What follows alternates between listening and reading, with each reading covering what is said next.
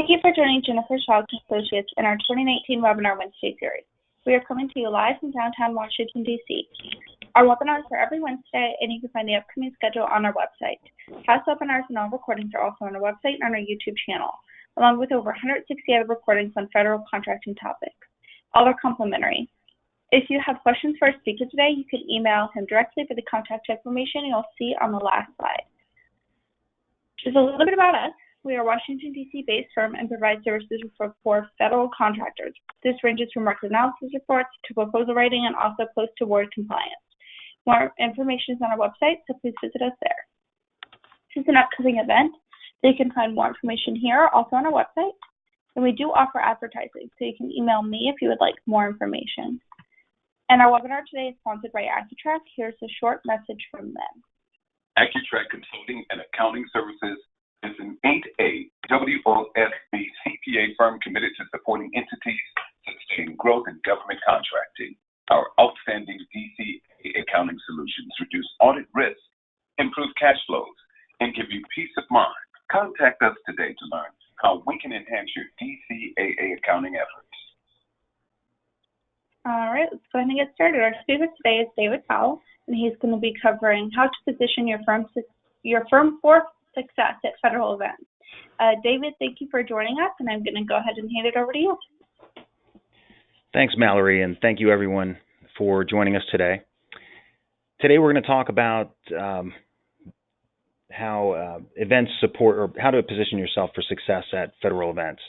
And as a quick review, a few minutes ago, we had a presentation on the Ultimate Engagement Channel and why events are the ultimate engagement channel, specifically for federal marketing.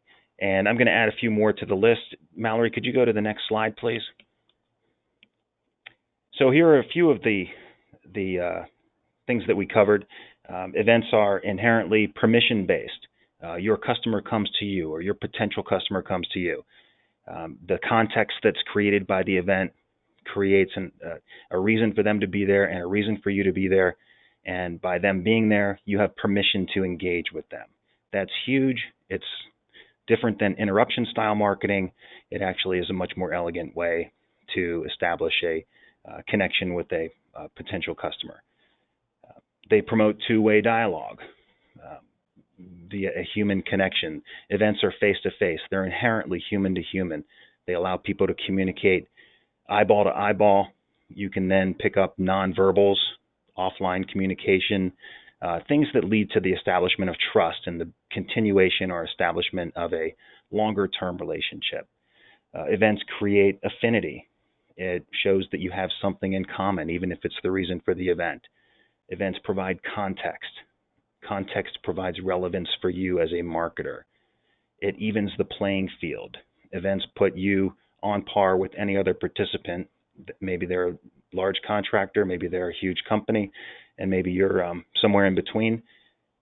You're on the same playing field, reaching the same attendees. They're experiential. Events allow you to engage all of the senses, connects your audience with your brand in a way that any other promotional technique has a lot of difficulty doing. Emotion is brought into the mix, connection, and it can be part of the selling process and the relationship management process, which is essential in moving forward. Events exist off the printed page, off the computer screen. It's eyeball to eyeball, very human.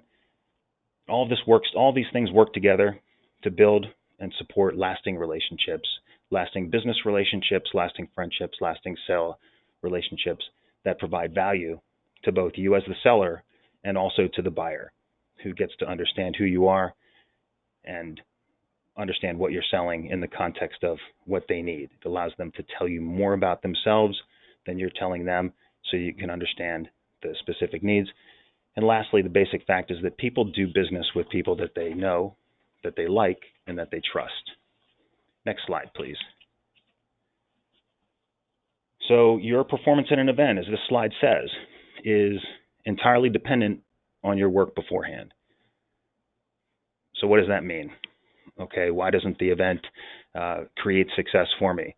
Well, because you are there to sell your specific product, number one, to sell you and have you represent your product in the context of the event.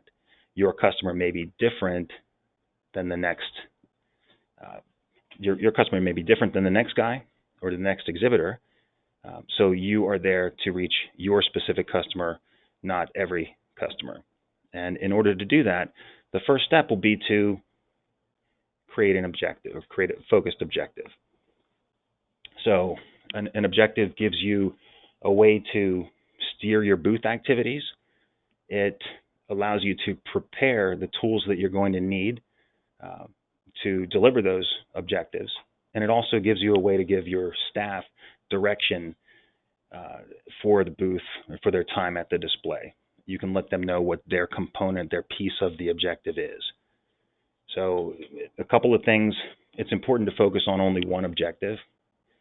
A lot of booths that we've seen, or a lot of exhibitors that we see, focus on many objectives, both marketing objectives and sales objectives and everything in between at the same time. Too many objectives creates a confusing display and can confuse your attendee. So work on one objective, and then know how your exhibiting program fits into your overall marketing program.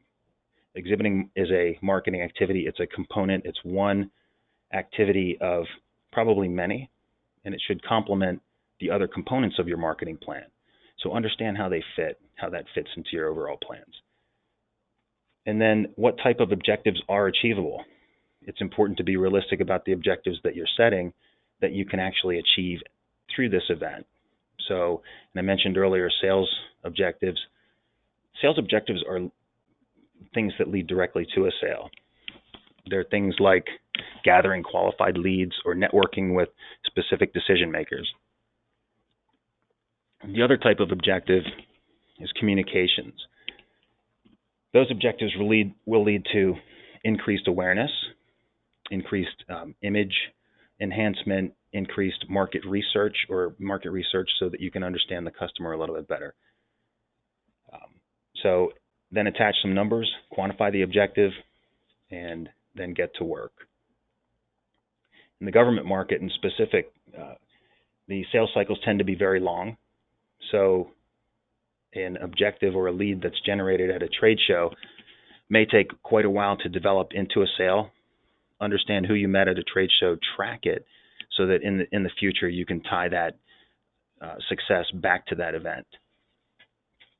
Next slide, please. So the next thing, and some of this sounds basic, but in the government market it is essential. Do your research. What is the problem that you can solve for that agency? And if you are doing an agency-specific show, make your materials agency-specific that can discuss how you can solve that problem at that location or for that specific government customer. Some places that you can go to do research, you can go to usaspending.gov, you could go to FedBizOps, you can go to the agency website itself. A lot of times there is a wealth of information about how to engage with that agency. Okay. So let's go to the next slide. The next step is pre-promoting. And pre-promoting involves many, or can involve many things. It doesn't have to involve a lot, but it should involve something. Pre-promotion includes social media. It includes making phone calls to people that you do know at the agency, or if you don't know anyone, but you know who you might want to meet with in the in this particular event, you can contact them and invite them to see you. One of the largest barriers to meeting with federal personnel in a federal sales process is bringing you into the building through security, having you clear security, and that's a very cumbersome process. If a customer is able to meet with you while you're at an event that you'll both be at, it solves that very difficult problem. So a phone call with an invitation helps, emails can help, and a lot of that information can be sent to you by your event producer or through the research sources that we talked about before. And make sure when somebody's coming to see you that they know your name, how to reach you, how to find you, and where you'll be in the show. Next slide.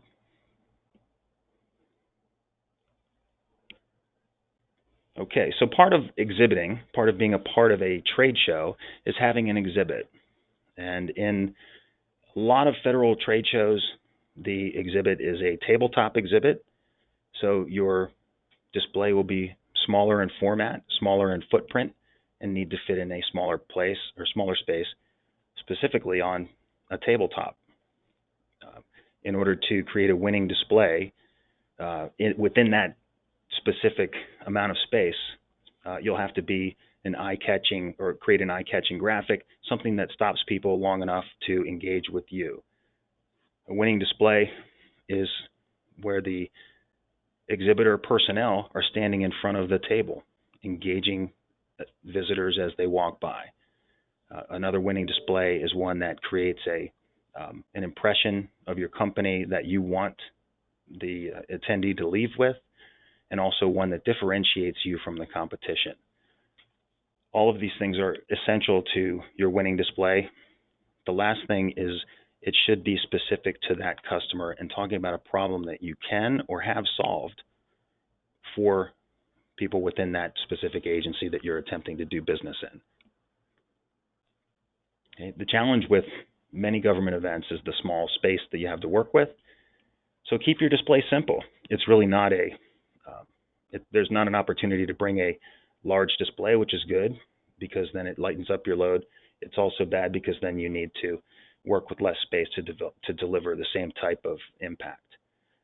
Stay focused. Don't try to tell your audience too much. Know why you're there, as we talked about in the objectives phase. Stay focused on your objective. Lighting is usually a good way to help you stand out. A lot of the smaller displays are not lit, and a simple clip-on light that provides light onto your backdrop will really create some pop. Use few words. A good sign or a good banner, something that tells the audience who you are and why they should visit your booth in 7 words or less. Add some motion and stand in front of your booth, as I mentioned. Keep your display neat. If you've gotten something to drink or eat, don't put it on your display table. Keep it out of sight. And definitely don't clutter up your table with any type of trash or debris. Keep your office supplies organized and neat. Remember, this is an image or a representation of your business to people that may not know about you. And the first impression is very important. And lastly, your booth display should pass the granny test. By granny test, I mean, once everything's finished, take a step back and say, would my granny know what this display is all about in 3 seconds? If the answer is yes, you did a good job. If it's no, you need to go back to point 1 and get to simplifying. So your collateral materials, your brochures, your demonstrations are all key, but tailor them to the audience. And one thing that we've been advising for years, if you have a physically small product, bring a blown up, like a larger version of it to display. If your product is generally very large, bring a small miniaturized version of it, so the audience can get a feel for what you're actually selling, touch, and engage some senses. Next slide, please. Next, you'll need to create a dialogue, start a dialogue with attendees. And in this dialogue process, it's very important to understand there are 3 phases of the dialogue. One is engaging, one is giving information, getting information, and the third is disengaging. So starting the dialogue, it's very important to be in front of your table, as the slide says. Keep your promos out of easy reach, and that sounds counterintuitive. Don't I want people to pick up my promo? Well, absolutely, you want people to pick up your promo, but you want to be in between them picking up the promo and yourself. So by having the promos out of reach, you can have a conversation. You can use the promo item itself to disengage once you've gotten the information that you're there to get. and your information that you might be looking to obtain is all the things that you need in order to take the next step of the sales cycle. Remember, your objective at this event is not to make a sale. It's to create an opportunity to sit down with the potential buyer or the potential customer and have a much longer conversation outside of the context of the event. The event is the place to initiate that process. So engage, gather information, write it down. Make sure you're not only collecting information verbally. Write it down, make note of it, make note of who you spoke with, and ask them when will it be a good time for us to get together so I can tell you some more about what we do. Once that's in place, set up your appointment and then move forward. Okay, next slide, please. One more. Okay. So the next core concept is it's essential that you follow up with your attendees. Believe it or not, 18%, and I believe that the number is probably higher, 18% of Expo attendees say that they've never received any follow-up materials from exhibitors that they met. And that may be a low number, again, 18%. I think it probably is. Now remember, these are people that said, send me information. I really want to know more. Let's get in touch. It ends up where a very high percentage of people don't even get the information. And the exhibitor is missing out on that opportunity because they've invested in the event, they've spent their time, they had the conversation, someone's requested information, and then they didn't follow up with it. We can't let that happen. Let's make sure that's 0% for anybody on this call. 43% say that they've received materials after they've already made a purchasing decision. So the follow-up process that they've got is actually so lengthy that their buyer, who could have bought from them, has already bought from somebody else, and that could have been a sale. Let's not let that happen either. Next slide. So this is a real-world example from one of our esteemed exhibitors, GovSmart CEO Brent Lillard, and his advice, and he wants you to know, to be an exhibitor from the start. It takes time to build your brand. They launched their company via a trade show event at a conference about 8 years ago. In that 8 years subsequent, they've participated in many other shows, many other events to build the brand, to create community, and to create an audience around their product.